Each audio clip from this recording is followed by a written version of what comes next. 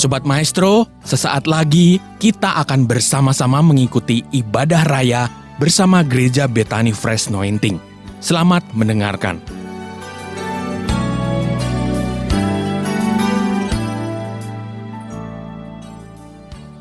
Dan semua yang siap diberkati dalam nama Yesus angkat tangannya dan sama-sama kita berkata, amin. Lebih mantap lagi katakan, amin. Sekali lagi katakan, amin.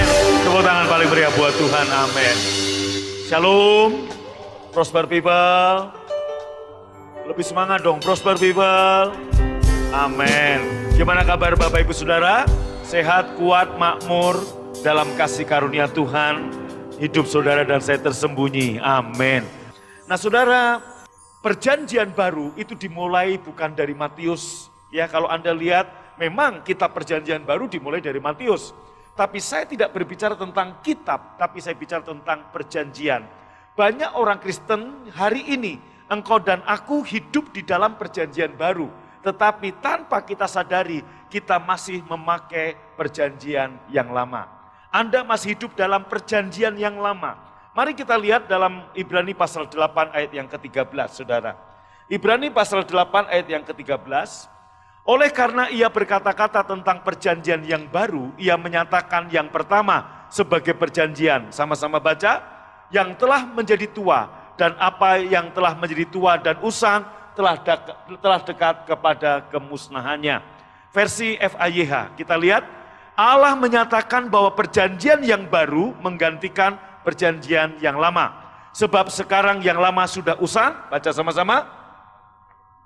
Iya, saudara, perjanjian yang lama ini sudah usang, sudah disisihkan, sudah nggak berlaku lagi. Jangan berpikir bahwa kita perjanjian lama yang nggak berlaku, bukan. Tapi perjanjian yang lama yang nggak berlaku. Sebab perjanjian lama sudah usang.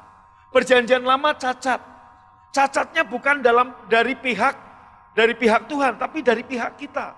Sebab perjanjian lama adalah perjanjian antara Allah dengan manusia, antara Allah dengan orang Israel, antara Allah dengan Abraham, antara Allah dengan orang Israel. Nah, saudaraku, perjanjian itu akan cacat jika kedua belah pihak tidak menepati. Betul? Betul? Contoh saya dengan Pak Gatot, saya punya rumah, Pak Gatot ngontrak. Saya sebagai pihak pertama, Pak Gatot pihak kedua. Pihak pertama memberikan rumah kepada Pak Gatot, pihak kedua membayar uang sewa rumah. Jika saudaraku Pak Gatot nggak membayar atau kurang, maka saya bisa mensomasi dia. Maka perjanjian antara saya dengan Pak Gatot cacat. Bukan di pihak saya, tapi di pihak Pak Gatot.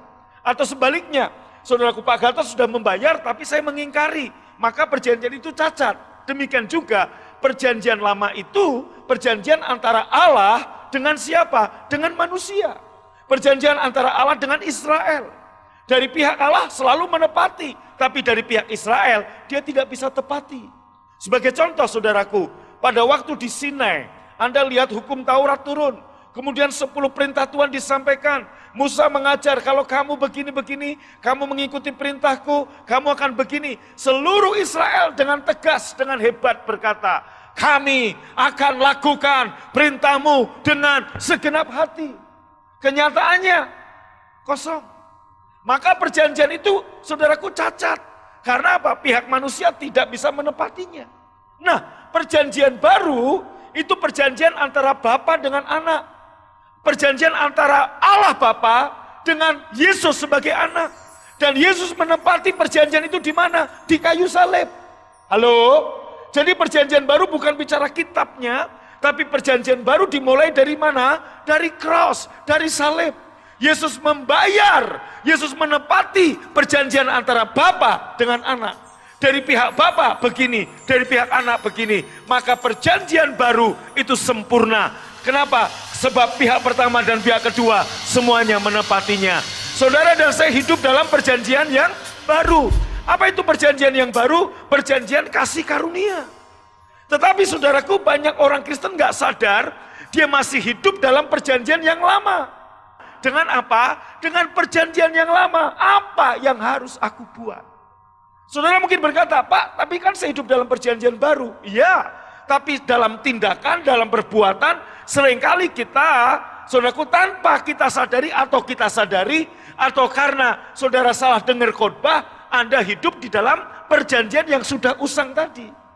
Contoh, saudaraku, gimana caranya supaya saya masuk surga? Ini tadi kan, saudara, yaitu apa yang harus aku perbuat.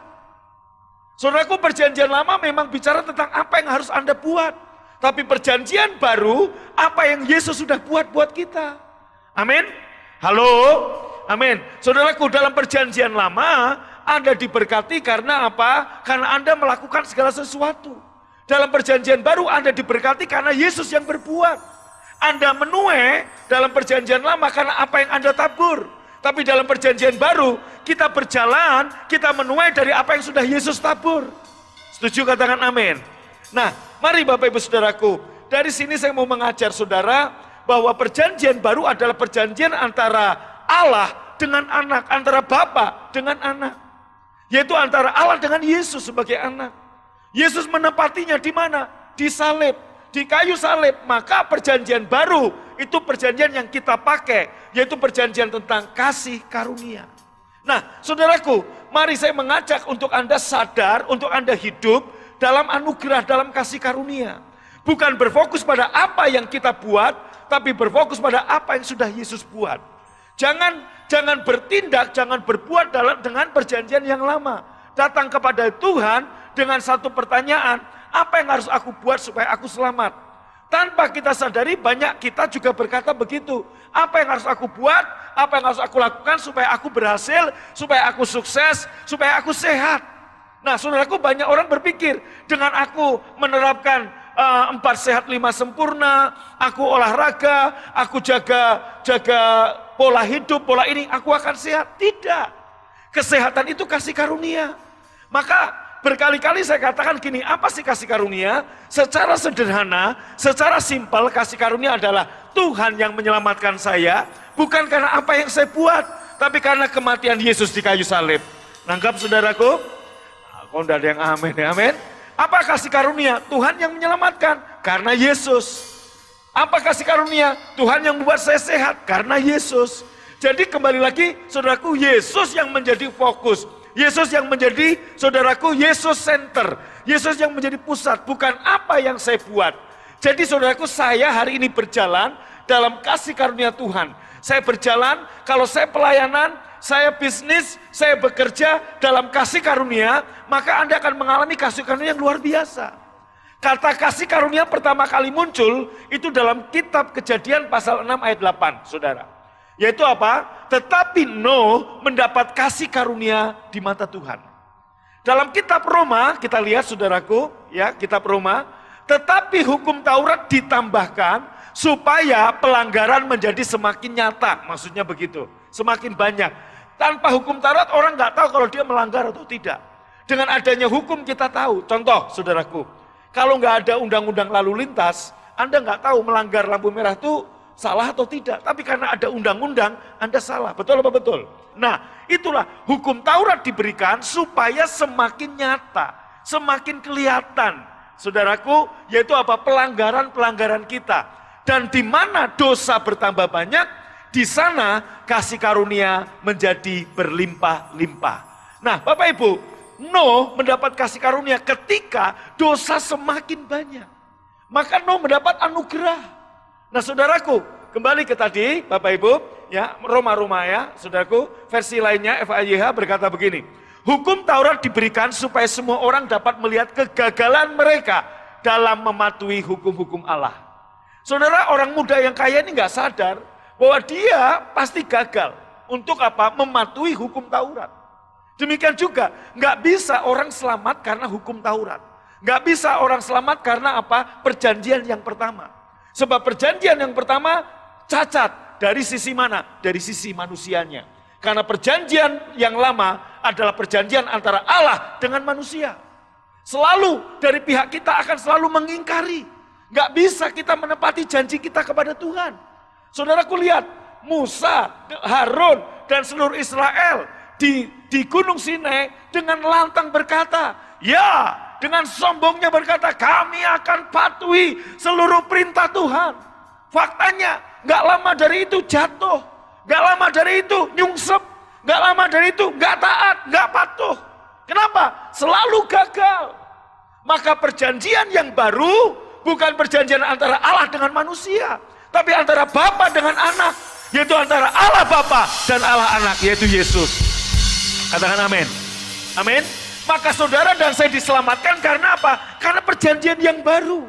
Siapa yang menepati perjanjian yang baru? Allah pasti menepati anak, yaitu Yesus. Maka pada waktu Yesus berkata, sekiranya mungkin cawan ini berlalu daripadaku, cawan penderitaan, tapi Yesus menaatinya, maka saudaraku, saudara dan saya sekarang berkenan, sempurna, diberkati, dikasihi, diberi anugerah, karena saudara dan saya tersembunyi di dalam Yesus. Bapa selalu melihat Yesus di dalam diri saudara. Katakan amin. Amin. Maka saudaraku, Anda lihat, Anda menuai dari tempat mana? Dari kasih karunia. Maka Bapak Ibu gini, Anda harus menuai dalam satu penyerahan diri, berserah, istirahat. Maka dalam kitab Ibrani dikatakan begini, saudaraku, Tuhan membawa kita, ayo masuk dalam peristirahatan, masuk dalam perhentian. Ini bukan bicara untuk orang mati, bicara untuk saudara. Saudara dan saya jangan lagi memandang bahwa semua itu akan, tapi semua udah diberikan pada saudara. Bahkan saudara hanya percaya, mempercayai dia, bekerja dalam kasih karunia, melayani dalam kasih karunia, bisnis dengan kasih karunia, maka engkau akan melihat kasih karunia, I am favor, ditambah-tambahkan kepada kita. Tepuk tangan paling meriah buat Tuhan. Nah, saudaraku, dalam Injil Lukas pasal yang kedua, kita lihat, Injil Lukas pasal 2 ayat 40, Yesus bertambah besar dan menjadi kuat, penuh hikmat, penuh kasih karunia Allah. Saudara, tadi dari kitab Roma kita tahu bahwa kasih karunia itu ditambahkan jika dosa bertambah banyak. Yesus penuh kasih karunia padahal Yesus gak berdosa. Jadi bagaimana caranya dia penuh kasih karunia? Karena kasih karunia diperlukan kalau orang itu berdosa. Yesus gak berdosa, tapi kenapa dia penuh kasih karunia? Ternyata dari sini kita ngerti kenapa Yesus penuh kasih karunia. Anda pun juga harus mengalami kasih karunia kalau Anda tahu model pelayanan Yesus. Arti kata Nuh mendapat kasih karunia Tuhan. Nuh artinya apa? Rest in His presence. Nuh hidup dalam peristirahatan. Arti nama Nuh artinya istirahat. Maka Bapak Ibu lihat kenapa Yesus mendapat kasih karunia? Karena Yesus punya kehidupan yang istirahat. Saudara dan saya akan menerima kasih karunia, saudara dan saya akan hidup dalam anugerah, kalau Anda dan saya hidup dalam rest in His presence. Artinya apa? Berserah penuh pada karya salib yang Yesus beri. Saudaraku, bukan berarti saya mengajak saudara untuk malas-malesan. Paulus semakin bekerja keras. Paulus berkata, aku kerja keras lebih daripada mereka semua. Tapi bukan aku, tapi karena kasih karunia Allah yang ada padaku. Orang yang ada hidup dalam kasih karunia bekerja keras bukan untuk memperoleh sukses. Bekerja keras karena apa, saudaraku? Karena kita tahu kita sudah hidup di dalam kasih karunia. Kasih karunia Allah lah yang membuat saudara sukses.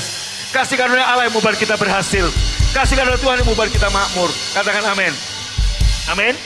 Perjanjian yang lama, yang sudah usang, sekali lagi, saya nggak bicara yang usang itu kitab perjanjian lamanya. Oh, Maleakhi usang, Mazmur usang, bukan. Perjanjian yang lama yang sudah usang, yaitu perjanjian antara Allah dengan manusia. Nangkap ya? Amin. Jadi bukan kitab perjanjian lamanya, tapi perjanjian lama yang sudah usang. Karena apa? Karena cacat, saudaraku. Cacat bukan dari pihak Allah, tapi dari pihak manusia. Nah, kembali ke tadi. Dalam perjanjian yang lama, Anda akan diampuni kalau Anda bisa mengampuni. Saudaraku, kapan kita bisa mengampuni orang? Kalau kita nggak bisa mengampuni, kita nggak akan diampuni. Tapi pada waktu Anda terima Yesus, halo? Waktu Anda terima Yesus, saya mau tanya, waktu saudara terima Yesus, apakah kita udah mengampuni semua orang? Belum tentu. Bahkan kita lupa, kita punya kepahitan sama orang tua, kita punya kebencian sama orang lain, kita punya benci sama tetangga, kita benci sama teman. Mungkin masih lupa, tapi saat kita terima Yesus, Yesus berkata, dosamu sudah diampuni. Betul? Tanpa kita mengampuni. Yesus mengampuni tanpa syarat. Perjanjian yang lama, Anda mengampuni harus setelah Anda diampuni setelah bisa mengampuni orang lain. Dalam perjanjian yang baru, Anda diampuni tanpa syarat.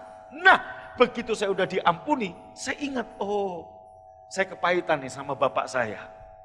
Kalau masih hidup, saya pahit nih, kira-kira begitu. Saya pahit nih sama ibu saya pahit nih sama suami saya pahit nih sama istri saya. Nah, karena saya udah diampuni, saya bisa mengampuni istri, saya bisa mengampuni suami, saya bisa mengampuni orang tua, saya bisa mengampuni anak. Karena terlebih dulu saya sudah diampuni. Nanggap? Ini perbedaannya. Amin. Nah, demikian juga Bapak Ibu. Tanpa kita sadari, banyak orang-orang Kristen hari ini masih hidup dalam perjanjian yang sudah usang tadi. Tanpa kita sadari, kita sudah hidup di perjanjian baru. Tapi cara hidup kita masih cara perjanjian lama. Apa yang harus aku buat? Saudara, saat saya bujangan, saya sempat mau pindah ke New Zealand. Karena saya berpikir di Indonesia, saya nggak punya harapan. Saya udah searching, mau cari kerjaan yang lebih baik di New Zealand. Mau persusu sapi juga oke.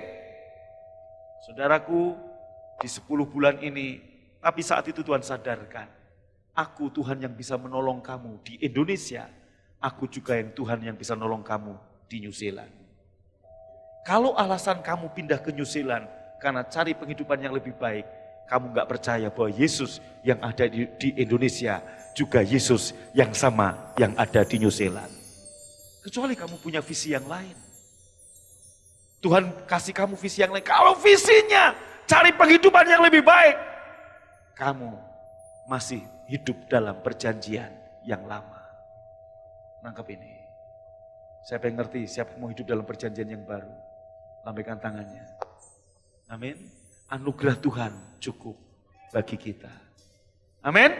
Nah, saudara, kenapa Yesus terima kasih karunia? Karena Yesus punya gaya hidup berserah, mengucap syukur. 10 bulan ini meluluh lantakkan semua sendi-sendi ekonomi. 10 bulan ini mengagetkan kita semua.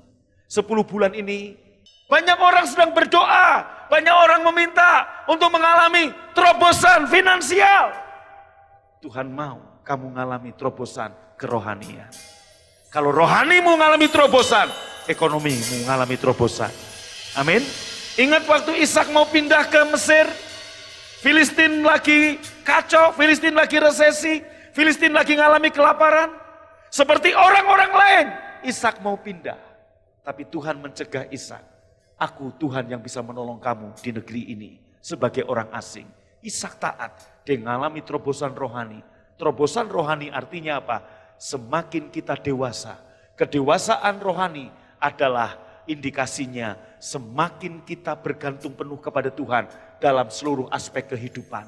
Termasuk dalam aspek apa? Saat kamu gak ada duit, saat kamu punya duit, saat kamu sehat, saat kamu kurang sehat, saat kamu difitnah, saat kamu dipuji, saat kamu dikagumi, saat kamu dimaki. Bagaimana kita menyandarkan diri? Respon kita kelihatan dari cara kita bersikap, itu menunjukkan apakah kita dewasa atau tidak.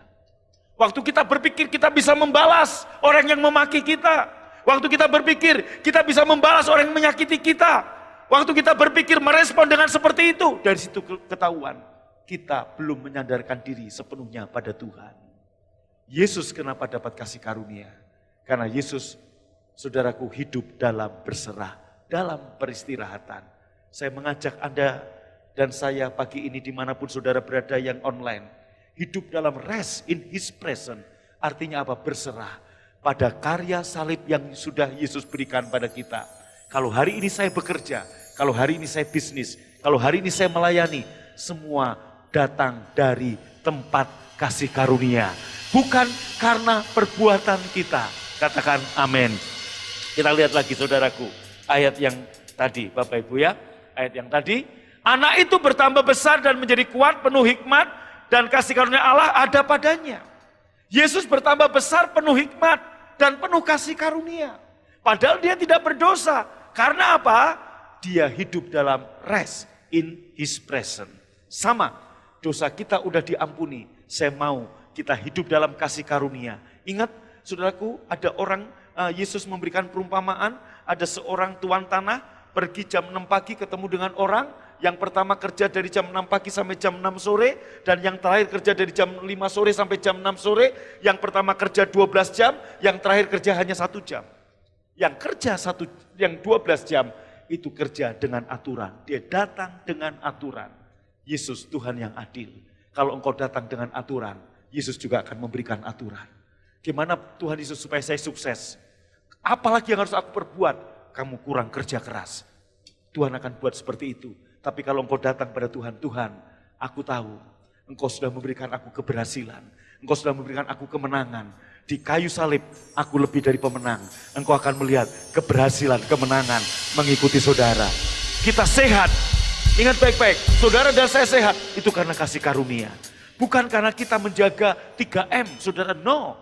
Bukan karena kita jaga 3M. Oke, memang kita harus pakai masker. Ini peraturan pemerintah. Kalau enggak Anda disuruh push up. Betul? Oh iya, saudaraku, Anda lewat Tegal, lewat Pemalang, naik mobil, berdua, enggak pakai masker. Pilih denda atau push up. Saudaraku, enggak lucu kan kalau gembala senior push up diviralkan. Betul enggak saudaraku? Haleluya. Jadi kita pakai masker ini karena mentaati pemerintah. Tapi ingat, kita sehat bukan karena ini. Kita sehat karena kasih karunia. Sebab yang menjaga kita siapa? Darah Yesus. Hidup kita tersembunyi di dalam Yesus. Amin. Seperti saya katakan, ada orang yang terus di rumah malah kena. Ada orang yang terus berkeliaran, nggak apa-apa. Sekali lagi semua kasih karunia. Bukan berarti kita nggak jaga, oh nggak usah pakai masker. Oh jangan, tetap pakai. Sama dengan gini saudaraku, oh lampu merah Tuhan menjagai saya, Anda tabras terus. Sekali, 2 kali, 3 kali, 1000 kali selamat. Ke 1070 belum tentu selamat. Nah kenapa? Anda diberi hikmat untuk menjaga kasih karunia yang sudah Tuhan berikan kepadamu. Termasuk saudaraku, kesehatan itu kasih karunia, tapi kita juga harus menjaganya. Haleluya, tepuk tangan dulu buat Tuhan, katakan amin. Nah, terus saudaraku kita lihat saudara, nah dalam kitab Galatia pasal yang kelima ayat yang keempat, kamu lepas dari Kristus jika kamu mengharapkan kebenaran dari hukum Taurat. Kamu hidup di luar kasih karunia. Maksudnya begini, orang kaya tadi datang kepada Tuhan mengharapkan kebenaran dari perjanjian yang lama. Maka Kristus gak berpengaruh. Nangkep gak? Kan dia datang, guru, apa yang harus aku buat supaya aku beroleh selamat? Dia mengharapkan kebenaran dari perjanjian yang lama. Tanpa kita sadari, walaupun gak terucap, kita hidup seperti ini. Kita datang ke gereja, kita bekerja, kita pelayanan, kita bisnis, sambil kita berharap, apalagi yang harus aku kerjakan supaya aku sukses? Apa yang harus aku lakukan supaya aku makmur? Maka berapa banyak orang-orang mengorbankan rest in his presence demi mengais rupiah. Rupiah dikais. Mengenaskan sekali. Padahal, saudaraku, lihat, kalau saya balik ayat ini berbunyi gini, ya. Kristus menjadi tidak berpengaruh, IMB ya, kepadamu karena kamu berusaha untuk dibenarkan melalui hukum Taurat. Kamu hidup di luar anugerah. Sangat menyedihkan. Hidup di luar anugerah. Halo? Betul nggak? Hidup di luar anugerah. Mirip siapa? Itu yang kerja dari jam 6 pagi sampai jam 6 sore, 12 jam. Saudaraku, apa yang terjadi orang yang hidup berdasarkan hukum Taurat, aturan? Anda lihat, ngeluh, ngomel, menggerutu. Maka dia berkata, Tuhan yang kejam, Tuhan tidak adil. Engkau lihat, terik matahari membakar kulitku. Aku bekerja seharian tapi cuma segini gajiku. Itu. Ya amin ya. Mungkin Anda berkata, Bapak kan gembala, wajar bisa ngomong gitu. Saya pernah jadi full timer. Tapi saya full timer yang penuh dengan kasih karunia. Saya beda dengan full timer yang lain, teman-teman saya. Saya hidup dalam kasih karunia. Kenapa? Saya ngerti. Gaji full timer saya tahu. Karena saya pernah jadi full timer. Tapi saudaraku, saya mau katakan buat saudara, saya nggak cari-cari pelayanan, saya nggak cari nempel-nempel orang kaya dari dulu, itu bukan tipe saya. Anda boleh lihat di gereja ini, banyak orang punya perusahaan, punya pabrik, punya toko, kaya. Anda boleh lihat, saya nggak bergantung sama mereka. Boleh tanya sama pengusaha-pengusaha yang ada di gereja ini, pernahkah Agung Takaryana WA, minta atau pinjam sesuatu dari mereka? No. Karena saya tahu, dan itu saya lakukan dari zaman saya full timer. Kenapa? Karena saya ngerti ayat ini. Saya nggak hidup dengan perjanjian yang lama. Saya hidup dengan perjanjian yang baru. Saya boleh ceritakan, dari revival lahir saya nggak punya duit pun. Saya nggak berusaha untuk pinjam ke gembala saya, ke pengusaha, ke jemaat. Enggak. Kenapa? Saya tahu saya hidup dengan kasih karunia. Amin. Nah, saudaraku, kalau Anda mengalami terobosan rohani seperti ini, Anda akan lihat bagaimana terobosan keuangan, kesuksesan, keberhasilan itu mengikuti saudara. Anda akan ditimpa-timpa dengan kebaikan Tuhan. Amin. Pikiranmu, fokusmu jangan tertuju kepada apa yang kamu kerjakan. Yesus sudah sempurna melakukan di kayu salib buat kita. Saudara, kemarin saat saya ngurus ijazah SD saya yang hilang, ijazah SD saya hilang, saudara. Ya, saya urus, saudaraku, ke kantor polisi dengan supir saya. Kita lewat Lui Gajah. Kemudian saya ngomong sama supir saya. Dia bilang, Pak lewat mana? Sini. Pak lewat mana? Sini. Kok Bapak hafal? Oh hafal. Sebelum saya nikah, Pak, saya bilang ke supir saya namanya Pak Udin. Saya setiap hari lewat jalan ini lebih dari 10 kali. Hah? Tiap hari? Iya. Sebagai apa, Pak? Supir angkot. Bapak belum pendeta? Sudah. Tapi saya nyetir angkot karena saya menafkahi 3-4 anak asuh saya. Dari zaman, dia bingung. Oh, Bapak dari masih muda udah nyekolahkan orang lain. Iya, itu saya lakukan. Itu biasa, saudaraku, saya beri beasiswa. Ini orang Islam, supir saya. Dia bilang gini, pantas ya Bapak diberkati, amalnya banyak. Loh, bukan masalah amal banyak, Pak. Saya diberkati karena saya anak Tuhan Yesus. Saya memberkati orang lain karena saya sudah diberkati. Saudaraku, jangan nunggu kaya Anda jadi berkat. Apapun yang ada pada saudara, Anda bisa menjadi berkat bagi orang lain. Dan waktu Anda menjadi berkat bagi orang lain, Amsal berkata, kamu memiutangi Tuhan. Dan Tuhan gak pernah mau berutang sama kamu. Halo? Saya ngerti, halunya kayak falesnya, amin. Jangan fales, amin. Hidup dalam kasih karunia tuh begitu. Nggak ngeluh, nggak ngomel, nggak ngerutu. Tapi hidup dalam hukum Taurat. Anda lihat, orang ini protes, Tuhan. Kalau saya gambarkan, kalau orang ini hamba Tuhan, dia akan berkata, Tuhan, aku udah lebih sungguh-sungguh dari si Agung. Aku udah lebih senior dari si Agung.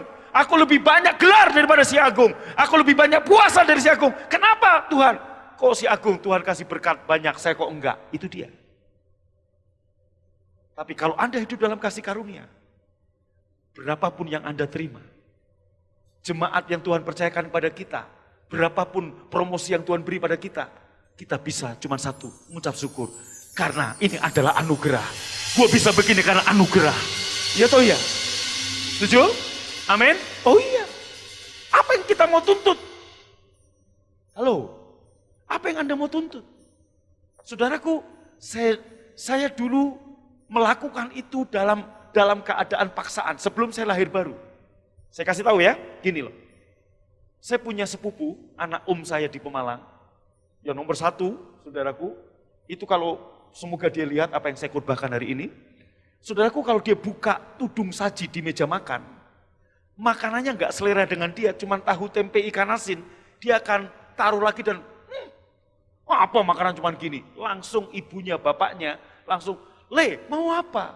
Sate, langsung dibelikan sate. Langsung dibelikan gulai. Kenapa? Karena dia anak. Nah, saya ponakan. Satu kali saya coba buka tudung saji seperti itu. Cuma tahu tempe. Saudaraku, saya gituin. Bule saya, tante saya langsung ngomong, kue dikasih makan udah syukur, ngeluh, ngomel. Nah, itu dia. Nangkep saudara? Nangkep? Jadi apapun yang saya terima, mau tahu, mau tempe, mau ikan asin, mau ayam goreng, mau capcay. Siapa saya? Mau ngeluh. Saya hidup diberi makan aja udah syukur. Saya ponakan, saya bukan anak kandung, disekolahkan, syukur. Kok nggak ada yang ngamen? Nah, kalau Anda selamat karena perbuatan Anda akan berkata seperti sepupu saya. Wah, begitu masuk surga, kenapa kamar saya kok nggak ada AC-nya? Anda akan berkata begitu, saudaraku. Ya toh ya? Halo? Pikir itu perbuatan Anda. Kalau Anda, saudaraku, melayani Tuhan, Anda bisnis, Anda bekerja, dan Anda pikir itu karena usaha Anda akan ngeluh. Nggak puas saya di gereja ini, cari gereja lain yang lebih menjanjikan. Itu. Karena Anda berpikir itu Anda. Dengerin nih. Dengarkan sih ya. Kasar Pak, saya halusin. Dengarkan sih ya. Oke. Halo? Yes? Sama Ishak juga begitu, mau pindah ke Mesir. Kenapa? Karena di negeri dia kelaparan, dia krisis. Tapi saat dia mengandalkan kasih karunia Tuhan, Anda lihat. Dia lakukan bagiannya, dia tabur. Nabur dari tempat istirahat, nabur dari tempat kemenangan. Tahun itu juga Ishak menuai 100 kali lipat. Sebab bukan Ishak rajin. Sebab ayat ini berkata Kejadian 26 ayat 11-12. Sebab Ishak diberkati Tuhan. Enggak tepuk tangan. Betul? Amin. Jangan nunggu diberkati baru ngucap syukur.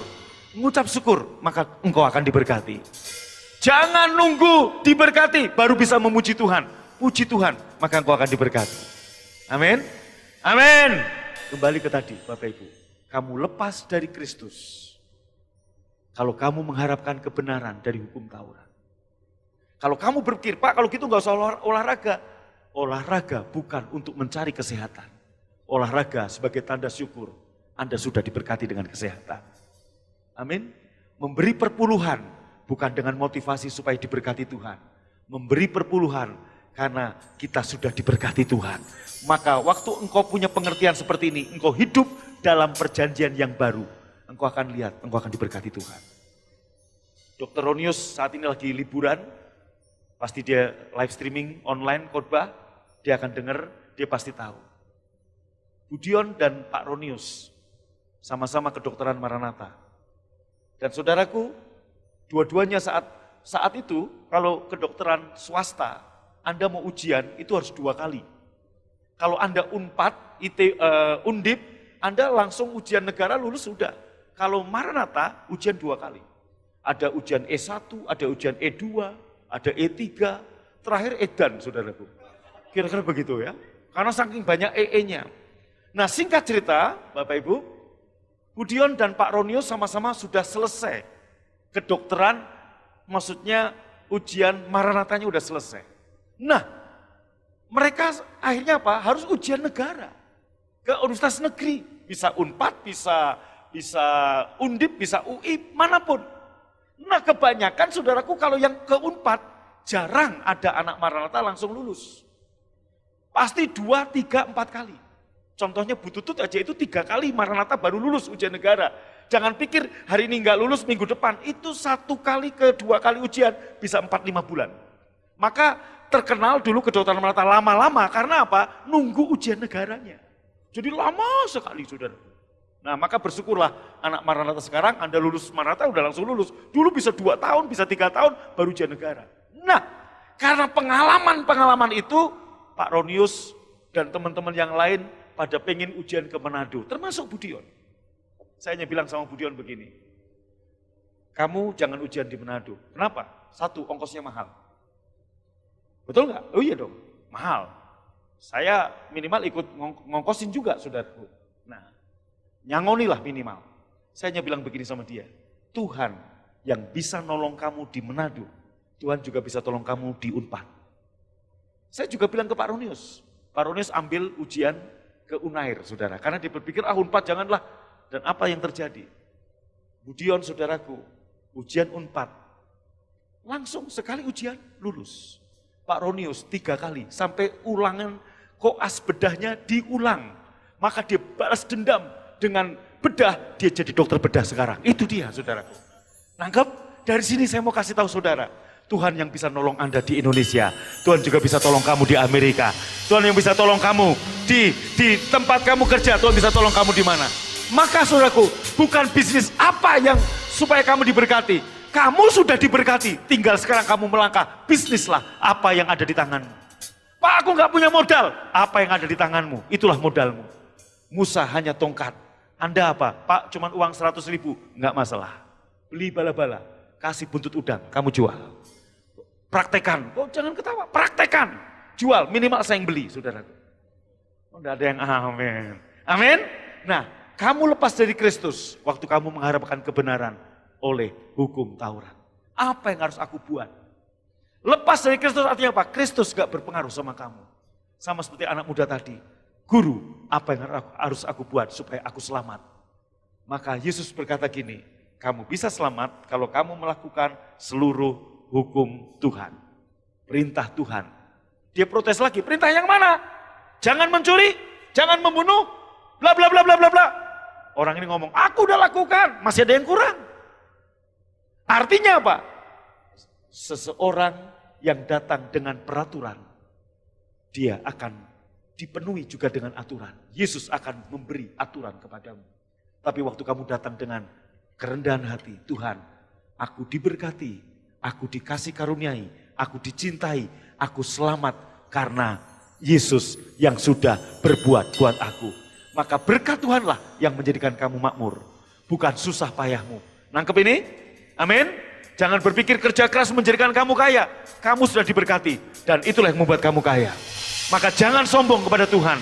Tetap mengucap syukur berapapun yang Anda terima. Inilah terobosan rohani.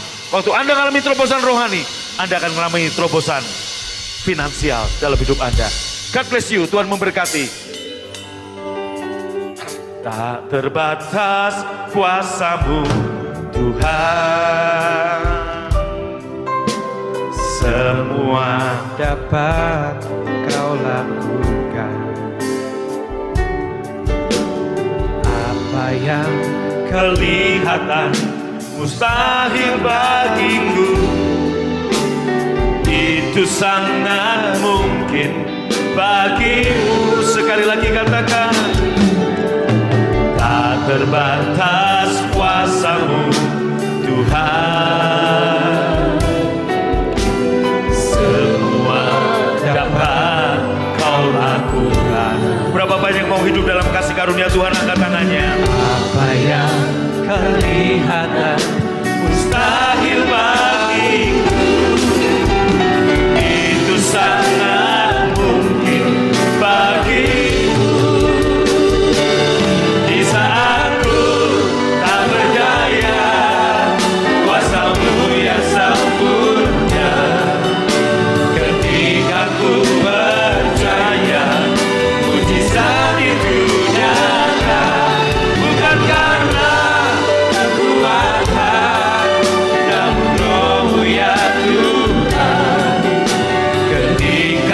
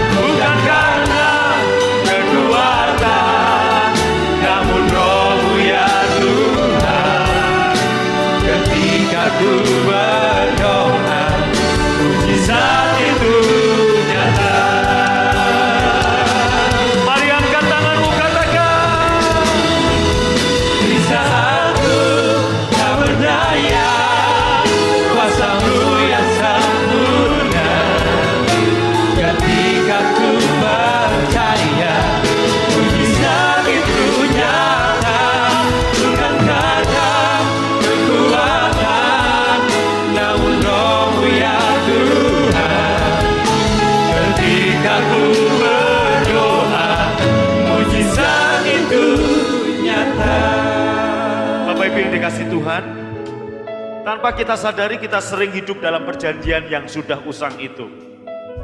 Motivasi kita nyekolahkan anak, motivasi Anda kuliah karena Anda pengen sukses. Kalau Anda motivasinya seperti itu, Anda hidup dalam perjanjian yang lama. Loh Pak, berarti bukan apakah nggak boleh kuliah? Silahkan kuliah. Bisa masuk Unpad, ITB, is okay. Tapi itu bukan jaminan sukses. Sukses Anda bukan karena itu. Sukses Anda karena Anda orang yang diberkati. Amin. Mari ubah cara pikir Anda. Berjalan dengan perjanjian yang baru. Bukan dengan perjanjian yang lama. Jangan berpikir Anda buka toko dari jam 4 pagi sampai jam 12 malam baru Anda sukses. No. Saudaraku, ada orang yang terus bekerja, bahkan minggu pun dia kerja. Gak ada hari untuk ibadah karena dia pikir, oh dengan cara inilah dia berhasil. Tanpa dia sadar, dia hidup dalam perjanjian yang lama.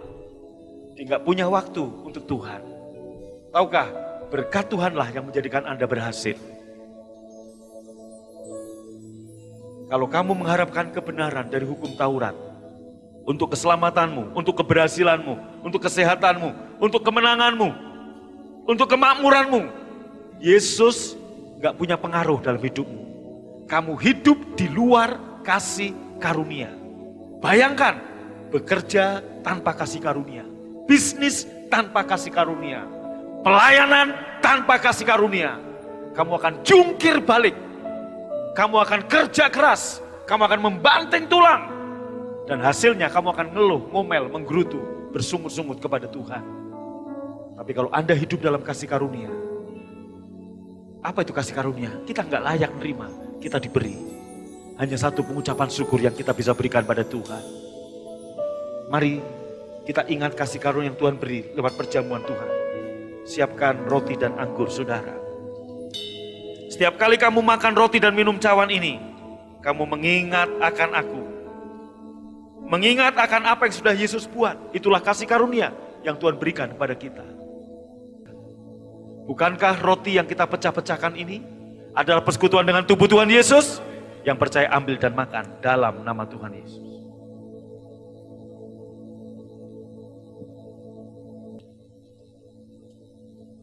Angkat cawan dengan tangan kanan saudara.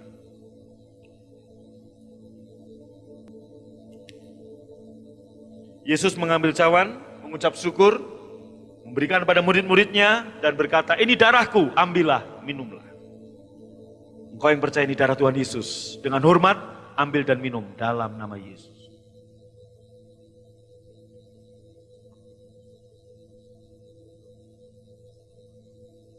Setiap kali kamu makan roti dan minum cawan ini, kamu memberitakan kematian Tuhan sampai Ia datang. Kematian Tuhan menyelamatkan, kematian Tuhan yang membuat saudara hidup, sehat, kuat, makmur.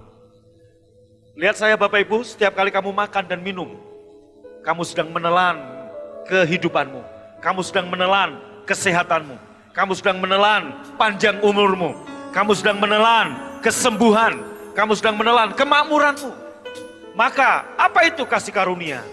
Anda selamat, Anda berhasil, Anda sehat, Anda makmur karena Yesus yang berbuat untuk saudara dan saya. Tepuk tangan buat Tuhan, amin. Haleluya. Mari angkat tanganmu, terima kasih Tuhan untuk tubuh dan darahmu. Kami mau hidup dalam kasih karuniamu. Rest in His presence. Waktu Anda berserah, Anda akan melihat kasih karunia Tuhan ada padamu dalam bisnis. Kasih karunia Tuhan ada padamu dalam pekerjaan. Kasih karunia Allah ada padamu pada pelayanan. Pada apa yang kau buat, Tuhan membuatnya berhasil. Terima kasih untuk pagi ini. Sebagai tanda syukur kami, sebagai orang yang diberi kasih karunia, kami membawa persembahan syukur kami. Gak ada yang bisa kami sombongkan. Kalaupun kami memberi perpuluhan dalam jumlah yang besar, sebenarnya nilainya sama, 1/10 di hadapan Tuhan. Gak ada yang bisa kami sombongkan, semua adalah anugerah. Berkati semua tangan yang memberi, lipat gandakan benih yang mereka tabur. Terima kasih Bapak, dan sebentar kami juga akan pulang, kami terima berkat Tuhan. Buka hatimu, angkat tanganmu, arahkan pada Tuhan. Tuhan memberkatimu dan melindungimu. Tuhan menyinarimu dengan wajahnya, serta memberimu kasih karunia.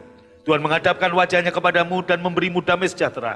Pulanglah dan terimalah berkat yang berlimpah-limpah dari Bapa di surga. Cinta kasih dari Tuhan Yesus dan persekutuan yang manis dari Roh Kudus menyertai memberkati engkau dari sekarang sampai selama-lamanya. Yang percaya diberkati. Berkata, amin. Tuhan Yesus memberkati. Shalom. Sobat Maestro, Anda baru saja mendengarkan ibadah raya bersama Gereja Bethany Fresh Anointing. Terima kasih atas kebersamaan Anda. Selamat hari Minggu dan Tuhan Yesus memberkati.